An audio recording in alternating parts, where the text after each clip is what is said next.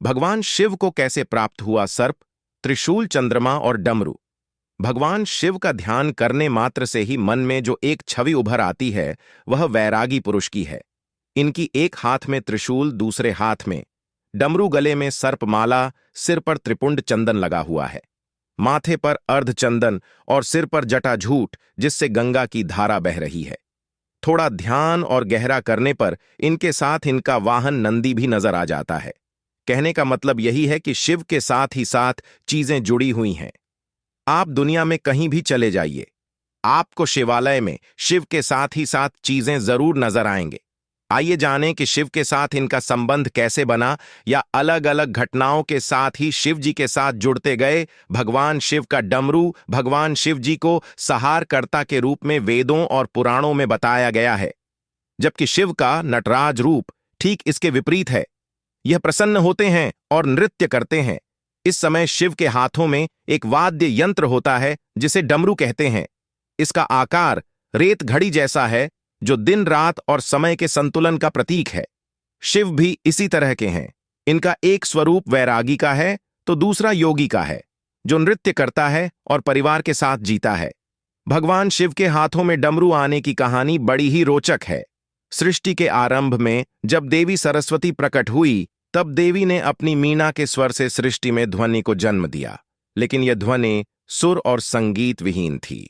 उस समय भगवान शिव ने नृत्य करते हुए 14 बार डमरू बजाए और इस ध्वनि से व्याकरण और संगी के छंद ताल का जन्म हुआ। कहती है कि डमरू ब्रह्म का स्वरूप है जो दूर से विस्तृत नजर आता है, लेकिन जैसे जैसे ब्रह्म के नजदीक पहुंचते हैं तो वे संकुचित हो दूसरे सिरे से मिल जाता है और फिर भी शारदा की ओर बढ़ता है। सृष्टि में संतुलन के लिए ऐसे ही भगवान शिव अपने साथ लेकर प्रकट हुए थे। भगवान शिव का त्रिशूल। भगवान शिव सर्वश्रेष्ठ सभी प्रकार के अस्त्र शस्त्रों के झाता हैं, लेकिन पौराणिक कथाओं में इनके 2 प्रमुख अस्त्रों का जिक्र आता है। एक धनुष और दूसरा त्रिशूल।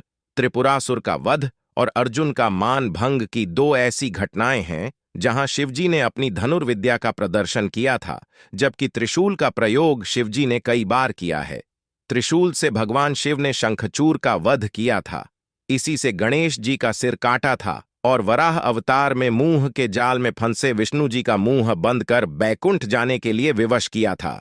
भगवान शिव के धनुष के बारे में तो यह कथा है कि इसका आविष्कार स्वयं भगवान शिव ही किया था, लेकिन त्रिशूल कैसी इनके पास आया, इस विषय में कोई कथा नहीं दी है। माना जाता है कि सृष्टि के आरंभ में ब्रह्मनाद से जब भगवान शिव प्रकट हुए, साथ ही रज तम सत तीनों गुण भी प्रकट हुए। यही तीनों गुण शिव जी के त्रिशूल बने, इनके बीच सामंजस्य बनाए। बगैर सृष्टि का संचालन कठिन था, इसलिए शिव ने त्रिशूल के रूप में इन तीनों गुणों को अपने हाथों में धारण किया। भगवान शिव के गले में विषधर नाग कहां से आया? भगवान शिव के साथ हमेशा नाग होता है और इसका नाम है वासुकी। इस नाग के बारे में पुराणों में बताया गया है कि यह नागों की राजा है और नाग लोक पर इनका शासन है। सागर मंथन के समय इन्होंने रस्सी का काम किया था जिससे सागर को मत्था गया था।